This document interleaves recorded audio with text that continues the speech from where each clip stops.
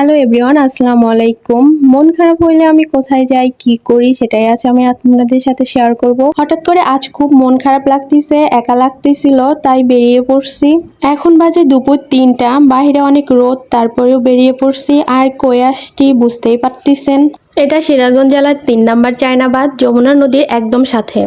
আমি প্রায়ই এখানে আসি, আর আমার যখন অনেক বেশি মন খারাপ থাকে আমি এখানে আসি। কেন জানি না, অনেক বেশি ভালো লাগে আমার এই জায়গাটা। আমাদের যখন অনেক বেশি মন খারাপ থাকে তখন মানুষজন, কোলাহল, যানবাহন এসব একদমই ভালো লাগে না। মন চায় একটা শান্ত নিরিবিলি জায়গায় বসে থাকতে, সেই রকমই জায়গা এটা। নিজের সাথে সময় কাটানোর বেস্ট একটা জায়গা আমার মনে হয়। আগে এত বেশি দোকান, মানুষজন এখানে ছিল না, এখন বিকেল হয়ে গেলে অনেক বেশি মানুষ হয়ে যায়। এখানে রিস্কওয়ালা মামা আমাকে জিজ্ঞেস করতেছিল যে আপনি কত দূর অব্দি যাবেন। আমি বলতেছিলাম আপনি যাইতে থাকেন, যেখানে ভালো লাগবে আমি সেখানে নেমে পড়বো। এই সময়টাই একটু রোদ ছিল, তাই রিস্কার উপরে বসে যাইতেই ভালো লাগতেছিল আমার অনেক। এই রাস্তাটা কিন্তু অনেক দূর অব্দি, এই রাস্তা দিয়ে আবার 4 নম্বর চায়নাবাদ পর্যন্ত যাওয়া যায়। রোদ থাকলেও অনেক বেশি বাতাস ছিল, তাই এই জায়গাটাই নেমে পড়ি।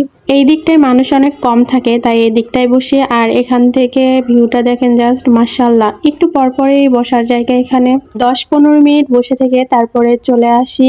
কিছু খাইতে ইচ্ছে করতেছিল, তাই নেমে পড়ি। আর এই দোকানটা একটু ইউনিক লাগতেছিল, কাপড় দিয়ে সুন্দর ছোট ছোট ঘর করে রাখছে। এইখানে আমার এক ফ্রেন্ডের সাথে দেখা হয়ে যায়, তারপরে দুইজন ফুচকা খাইতে বসে যায়। দুইজন গল্প করতেছিলাম, এর ভিতরে মামা ফুচকা এনে দিয়ে যায়। ভেবেছিলাম আজ সবগুলো ফুচকা খাবো, কিন্তু ডিমের কেমন একটা স্মেল আসতেছিল, একদমই ভালো লাগতেছিল না।